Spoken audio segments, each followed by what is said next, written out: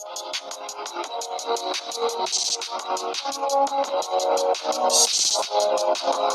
listen, I've confirmed it. My husband no longer cares about me. Okay, so this morning when I woke up in a really bad mood. Okay, I don't know why I woke up in a bad mood, but I was just in a bad mood. And I wanted to talk to him about it. I really did. So when he asked me the first time, he said, "What's wrong with you? You're acting like you're in a bad mood or something." I said, "No, I'm fine." Okay, so then he asks again. He was like, "No, I can tell something's wrong with you. What's going on? Is there something wrong?" And I said, "No, I'm fine." And then he never asked me again. He never asked again. And what hurts the most is that I was going to tell him on that third time. I was going to tell him the third time that he asked. And then he just must not care. He must not give a single shit what's wrong with me because he didn't ask for the third time. He did not persist with the questions. He asked twice and he let it go. Who does that? Who does that? I'll tell you who does that. Somebody who doesn't care about their wife. That's who does that. Somebody's probably cheating on her. Somebody who is preoccupied talking to somebody else all day. He hasn't even texted me today to ask me what was wrong. He hasn't because he hasn't thought twice about it. He has not let it consume his thoughts. It's been consuming mine. I've been unwell all day. The only way for him to properly make up for this. I don't want peace. I want problems, always. Women often accuse men of being poor communicators. This is, of course, their projection of their failure onto us, but also an in real-time explanation of their lack of usefulness for honesty and resolution. This woman said that she woke up in a bad mood, probably had a dumbass dream like they normally do, and it was causing her some anguish. Her husband sounds like a good man. He sounds like the kind of man who is concerned about those who are around him, and he asked her what was going on. She lied to his face and told him nothing. He's not stupid, so he saw that because he knows what a good mood looks like, and he knows what a bad mood looks like, just in general and her specifically. So he asked her again, "Are you going to continue to lie to me and tell me nothing's wrong? We both know that's not the issue, or are you going to let me know what's going on?" She said it again, lied to his face twice, and he had it. Because this is probably a pattern for her. I did a video a while back, and I'll leave a link to it down below for you guys who are new here. Welcome. Hit that like button. But I've had a video a while back about a girl who was on a date with a guy, and she was purposely giving him attitude and purposely giving him a hard day for literally no reason, simply to entertain herself. And so now, this chick, who is completely off her rocker, but in such good company with most Western women, she's up here saying that the fact that he didn't press her, he didn't drag the information she could have freely given out of her like a bad tooth in a dentist's office, that somehow he's at fault here. He's got a problem, and she's going to make his life hell when he gets home. Hopefully he cuts his phone off at work so you don't have to worry about that shit while he's there. At least he got 8 to 12 hours of peace from this maniac. But when he gets home, the likelihood of her quote-unquote punishing him for not dragging the information out of her with vice grip pliers is very likely. My understanding is that closed mouths don't get fed, nor do they deserve to.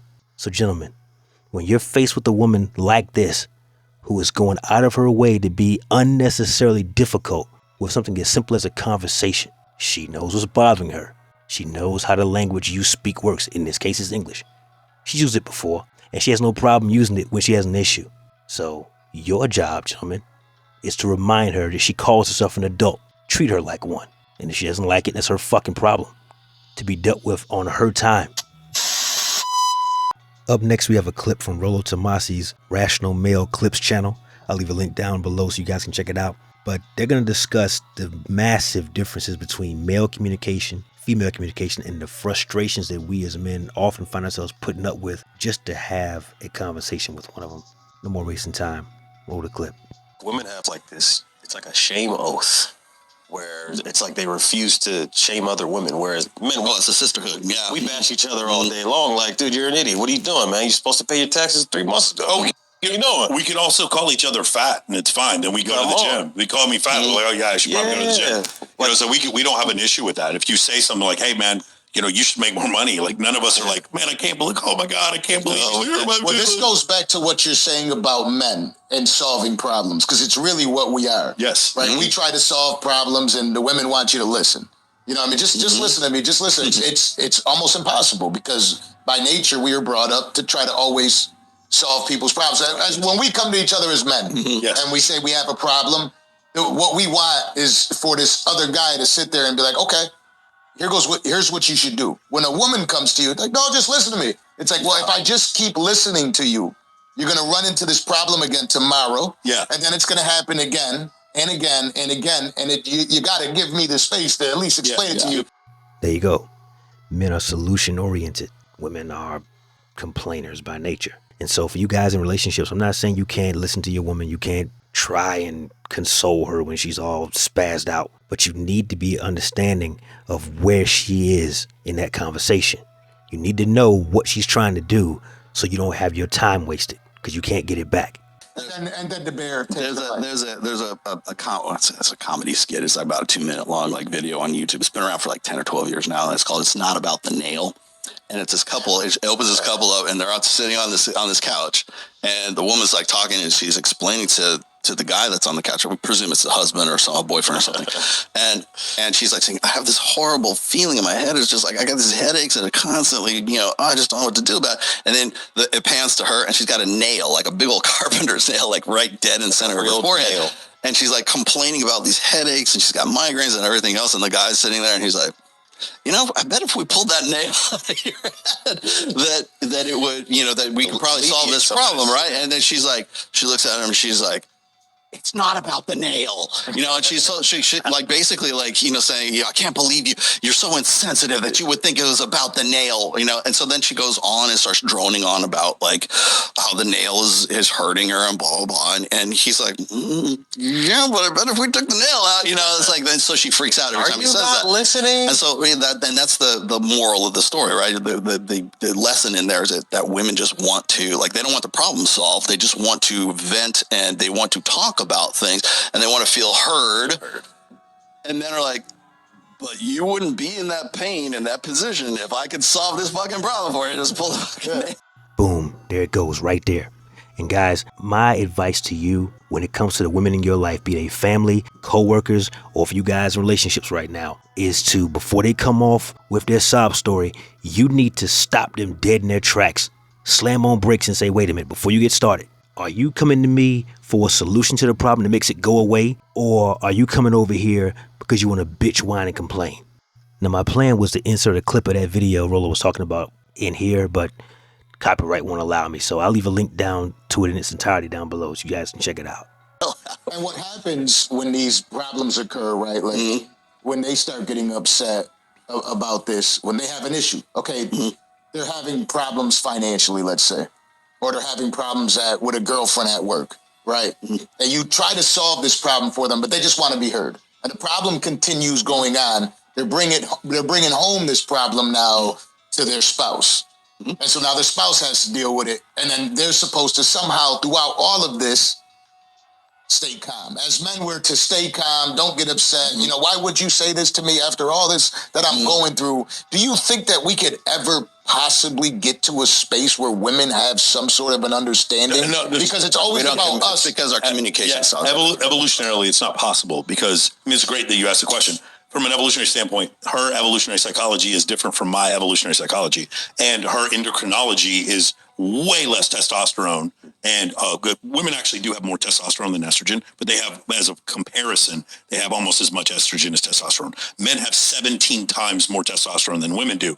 And so for us, our assertiveness, our ability, our spatial awareness, and our necessity to solve problems is paramount. I was just thinking about this, Justin Waller, my friend Dan Fleischman, whenever I talk to him, whenever I talk to my friend Dan Bilzerian, whenever we're talking, our conversations almost always eventually revolve around solving a problem. It's a sales team problem. It's building something. We're building something. Yes. It's a social media problem. It's a sales funnel problem. It's a finance problem. And I love Justin Waller. He's my buddy. And whenever I talk to Justin, we're always trying to help each other solve problems. That's how I show love and loyalty to my friends, is I help pull the fucking nail out, when the nail that they can't see. That's always what I'm trying to do. I'm trying to get my friends on other people's podcasts. I'm trying to find my friends new sales associates. I'm trying to get my friends hired executives in their company. I'm always trying to help them, because that's how I show affection. It's not by buying them gifts, and it's not by telling them, "Hey bro, you doing okay?" I could do that if that's what you need. If you literally need it, that's fine.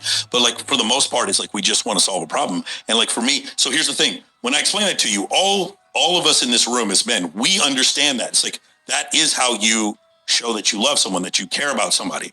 But someone on the outside who didn't see me cry or my facial expression change at all because I was stoic the whole time, they think you're holding in all your emotions. No, I'm not. I'm not.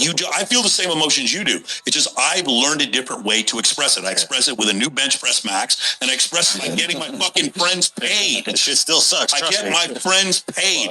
That is how I express. That's how I express my feelings. That's the gratitude. The apex of the human experience is to have a family and to accomplish goals with other men. That is it. That's the top. That's the Men have a burden of performance. That's the way we estimate how the value of a man. Men estimate other men, their value as to what makes you respectable. What have you done that means I should respect what you've done, right? So for women, respect is kind of a gendered concept, right? So for men have a different definition of respect than women do.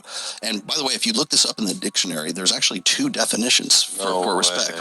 That's exactly right. Men think that you have to earn respect. You have to be useful to the overall group. You have to be someone who's actually produced something that is of value. That is the masculine burden of performance. Women, on the other hand, think that if you just exist on the planet, you are owed respect. The problem with that is some people aren't respectable, but women love giving out their participation trophies. This is why women who are absolutely atrocious in their appearance still think they're perfect 10s on the side note. But it comes from the same root. It comes from the same emotion-focused decision-making and worldview. So when men and women start talking about like respect, women are using one definition and men are using the other definition because men are hierarchical and women tend to be more egalitarian and more like communitarian, right? So everybody deserves respect versus what have you done that means, how have you merited my respect? Why should I have that for you? And it goes back to like wanting to solve problems. What are your accomplishments? What are your talents? Have you maximized your potential? There's a lot of different criteria for men when it comes to like doing things and achieving things that earn them respect amongst other men. That's why we do things hierarchically. In the military, there's a rank, there's a chain of command. In the workspace, there's the CEO, there's the CFO, there's a COO, and all down to the janitor. And on team sports, there's a team captain, all the way down to the guy. So we tend to think of things in terms of hierarchy and and that's usually based on respect for the most part. So like how much money do you make is according to like what your performance is. For women, it's more egalitarian. It's much more socialist. It's much more communitarian. And it's just a difference of psychology. Who you fuck? And yeah, it's a female psyche versus a male psyche. So, guys, I'm going to end the video here out of respect for Rollo Tomasi, Michael Sartain, and their copyright. But I'm going to leave a link down to the full video down below, pinned in the top comment.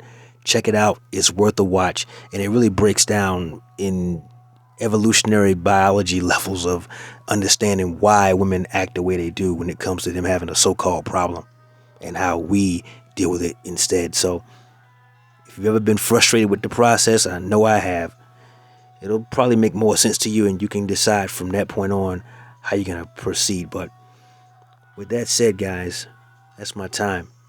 Like the video, comment down below. Share with a friend and subscribe to the channel if you haven't already. Never let your brother suffer in silence when the truth can set them free. Networkers, we working. Until next time.